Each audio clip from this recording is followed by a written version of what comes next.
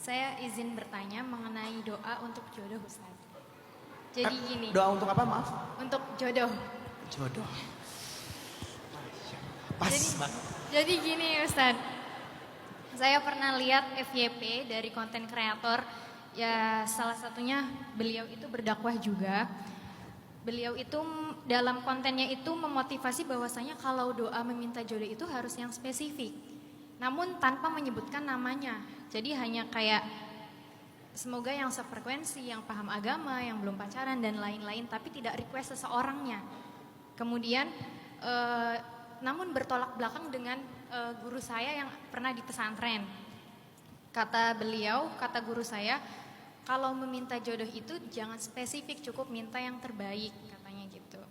Nah, jadi bagi saya yang ingin mengamalkan doa semenjak dini ya untuk tabungan ke depan gitu, kira-kira harusnya seperti apa doa yang baiknya? Terima kasih.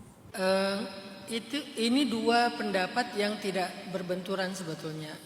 Justru dalam Islam itu ada namanya ikhtilafut tudad dan ikhtilafut tanawwu'. Dalam Islam itu perbedaan itu ada dua. Ada yang namanya perbedaan ikhtilafut tanawwu', ada yang namanya ikhtilafut tudad. Apa bedanya? Ikhtilafut tanawwu' adalah perbedaan yang keberagaman. Sedangkan ikhtilafut tudad perbedaan yang bertentangan.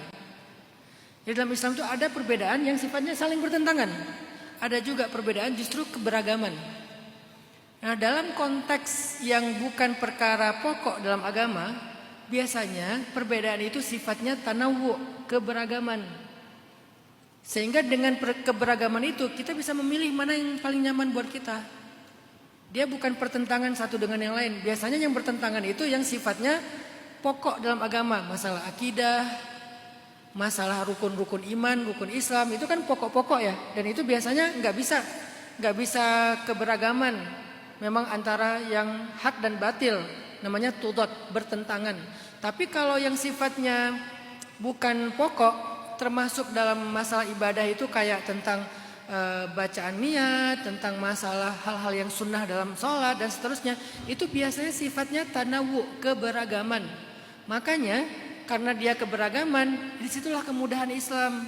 Jadi rahmat bagi kita, kita bisa memilih mana yang paling nyaman bagi kita. Termasuk yang tadi Kak Lulu tanya, ada teman saya, ada guru saya bilang kalau doa itu jangan terlalu spesifik, minta aja yang terbaik. Itu satu. Ada konten kreator bilang doa itu yang spesifik, tapi nggak usah disebut namanya. Itu dua. Saya sekarang berpendapat spesifik dan sebut namanya. Kenapa? Karena ada dalilnya. Di zaman sahabat Abdullah ibnu Umar, dulu Abdullah ibnu Umar pernah tawaf bareng 3 orang tabi'in. Ada 3 orang tabi'in, termasuk 1 orang sahabat namanya Abdullah ibnu Umar. Mereka tawaf di depan Ka'bah.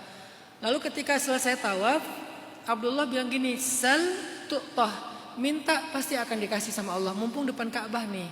Akhirnya mereka berempat berdoa. Orang nomor 1 berdoa, ya Allah nikahkan aku dengan Sukainah bintu Husain. Disebut namanya. Perempuan yang dia sukai di Irak namanya Sukainah _ Husain. Nama akunnya. Ya Allah nikahkan saya dengan Sukainah bintu Husain. Kalau ternyata menyebut nama dalam doa itu dilarang, kenapa ini ada tabi'in yang dekat sekali dengan generasi sahabat melakukan itu? Dan itu nggak salah. Tahun depan ternyata laki-laki ini menikah dengan Sukainah bintu Husain. Jadi saya juga punya pendapat. Dengan menghargai pendapat kedua dan pertama, saya punya pendapat ketiga.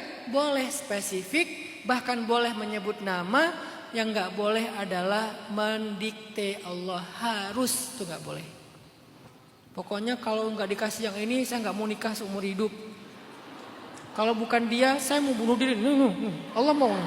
Jangan gitu demi Allah. Pakai tali gini. Ya Allah, nikahkan saya dengan dia. Kalau nggak nih saya ini nih. Itu nggak boleh. Tapi spesifik boleh. Atau mau yang agak general, yang terbaik menurut Allah, boleh juga. Atau spesifik tapi nggak sebut nama, boleh juga. Saya pun memakai 3-tiganya. Dalam masalah rezeki, ya Allah, kan gak harus disebut ya Allah beri saya uang 1 miliar. Kan terlalu spesifik ya. Ya Allah beri saya rezeki yang berkah, rezeki yang bisa bermanfaat. Bisa, itu yang pendapat pertama. Yang kedua, ya Allah beri saya pekerjaan di tempat itu.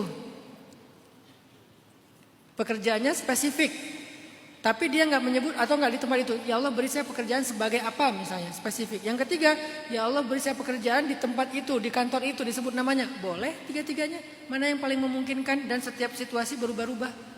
Jadi nggak ada yang bertolak belakang antara pendapat-pendapat ini. Itu disebut dalam Islam dengan istilah ikhtilafut tanawwu', perbedaan keberagaman. Yang satu lagi nanti ada namanya ikhtilafut tudad, ke perbedaan yang bertolak belakang. Insya Allah yang tadi Mbak Kak Lulu tanya itu keberagaman. Jadi boleh pilih yang mana aja.